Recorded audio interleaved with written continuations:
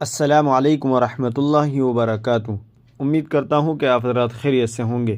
دوستو، سبھی حضرات کھانا کھانے سے پہلے کھانے کی دعا بسم اللہ وعلی برکت اللہ پڑھتے ہیں، اور کچھ حضرات یہ کہتے ہیں کہ یہ دعا حدیث شریف سے ثابت نہیں ہے، یہ دعا غلط ہے، اور کچھ حضرات یہ کہتے ہیں کہ یہ دعا غلط نہیں ہے۔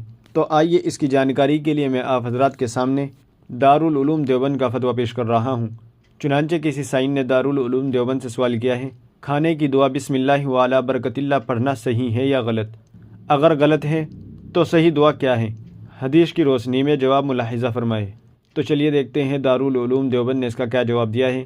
بسم اللہ الرحمن الرحیم۔ کھانا شروع کرنے سے پہلے تسمیہ یعنی بسم اللہ پڑھنا سنت ہے۔ حدیث سے صرف بسم اللہ پڑھنا ثابت ہے، اور بسم اللہ و برکت اللہ بھی پڑھ سکتے ہیں، اور بسم اللہ وعلی برکت اللہ پڑھنا بھی صحیح ہے۔ واللہ تعالی علم۔ دارالفتہ دارالعلوم دیوبند۔ ناظرین، امید ہے کہ مسئلہ آپ کی سمجھ میں آ گیا ہوگا۔